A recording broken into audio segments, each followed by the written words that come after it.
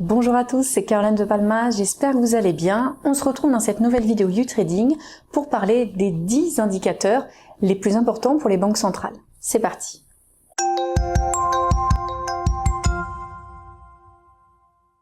Quand on parle d'indicateurs économiques, on retrouve différents types d'indicateurs économiques. On a les indicateurs avancés, on a les indicateurs retardés. Et on peut aussi les regrouper en différentes catégories, comme la croissance, l'emploi, l'inflation, le marché de l'immobilier, ou encore le sentiment des investisseurs ou des consommateurs. Puisque la Banque centrale représente l'un des acteurs ayant le plus d'influence sur les marchés boursiers d'une économie, il est important de savoir quels sont les indicateurs et les statistiques économiques qui sont les plus suivis par ces institutions. Pourquoi ? Parce que vous allez être en mesure de prendre de meilleures décisions de trading en fonction de l'évolution de ces statistiques et de leur potentiel impact sur la politique monétaire d'une banque centrale. Voyons donc maintenant 10 des indicateurs les plus importants suivis par les banquiers centraux. Le produit intérieur brut, ou PIB, est l'une des plus importantes statistiques suivies par les banques centrales puisque c'est une statistique qui permet de déterminer l'état de santé d'un pays. Le PIB, en fait, c'est simplement la mesure de la quantité de biens et de services produits par un pays sur une période donnée. Donc, en prenant en compte les variations du PIB, les analystes et les investisseurs peuvent déterminer la croissance économique d'un pays et anticiper les changements de la direction d'une politique monétaire. Donc on comprend facilement que les politiques monétaires menées par les banques centrales ne seront pas les mêmes si l'économie est en pleine expansion ou si elle subit une contraction, voire une récession. L'indice des prix à la consommation, ou IPC, est un indicateur important de l'inflation, c'est-à-dire de la hausse généralisée des prix. L'IPC mesure en effet l'évolution du coût d'un panier de biens et de services qui est représentatif de la consommation des ménages d'une économie donnée. Donc il va indiquer de combien les ménages doivent augmenter ou diminuer leurs dépenses pour obtenir le même volume de consommation d'une période sur l'autre. C'est un indicateur qui est vraiment suivi par les banques centrales pour surveiller si l'évolution des prix ne va pas trop vite et si l'inflation se rapproche des objectifs fixés, puisqu'en général, les économies développées ont un objectif d'inflation autour des 2%. L'indice des prix à la production, ou IPP, c'est une autre mesure de l'inflation qui est particulièrement suivie par la Banque centrale américaine, la Fed. Et contrairement à l'IPC, qui est, elle, une mesure de l'évolution des prix du point de vue de la consommation des ménages, l'IPP, elle, est une mesure de l'évolution des prix au niveau de la production manufacturière. Donc, ça va mesurer les variations des prix des parts d'usine. L'indicateur est considéré comme une indication, comme un indice avancé de l'IPC, puisqu'il permet de mesurer les variations moyennes des prix de plusieurs matières premières au niveau des producteurs. Et donc, s'il y a un changement dans le prix des matières premières, dans le coût du travail, dans tout ce qui est nécessaire pour fabriquer un produit, eh bien, certaines entreprises peuvent décider de répercuter cette hausse sur le prix final des biens et des services utilisés par les ménages.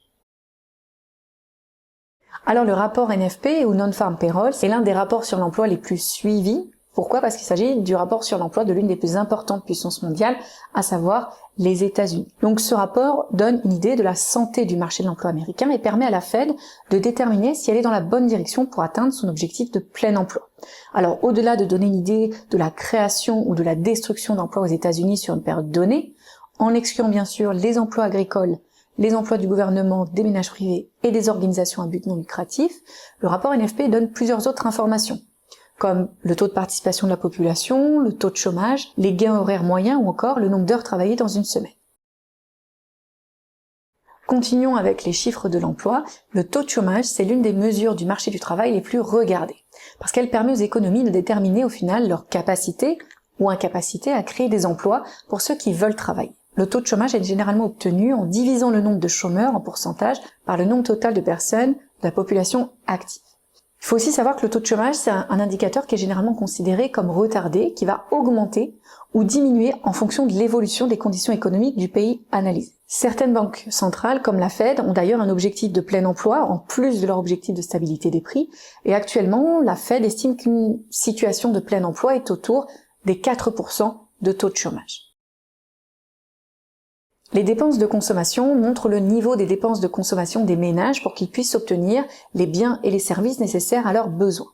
Alors la consommation des ménages, c'est un chiffre important parce que c'est une composante essentielle du PIB, donc de la croissance économique. C'est pourquoi les dépenses de consommation sont un indicateur important pour les analystes et les décideurs politiques qui peuvent adapter leur politique pour soutenir ou réduire les dépenses de consommation d'une économie. L'indice des directeurs d'achat, ou PMI, est un indicateur économique qui permet de connaître l'état d'un secteur via des enquêtes mensuelles faites auprès de très nombreuses entreprises dans les principales économies. L'indice PMI permet d'évaluer les changements de l'état actuel d'un secteur par rapport au mois précédent, ce qui va permettre d'obtenir des informations avancées sur la croissance.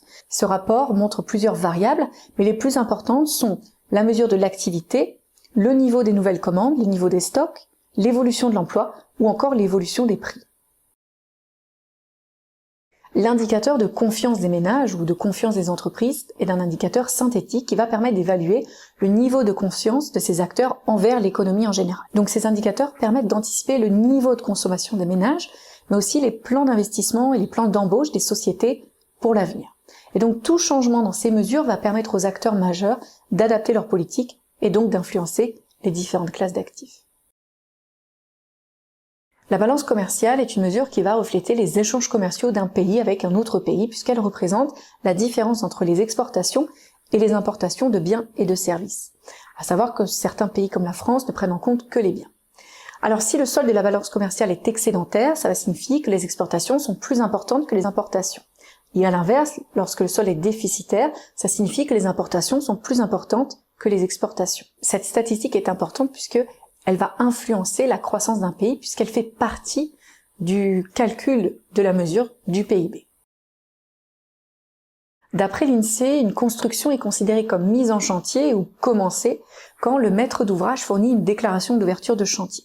Alors, mesure clé du secteur de l'immobilier avec les permis de conduire, les mises en chantier permettent d'obtenir une vision de la confiance des constructeurs dans leur capacité à vendre les biens construits, qui va refléter aussi la confiance qu'ils ont dans l'économie actuelle.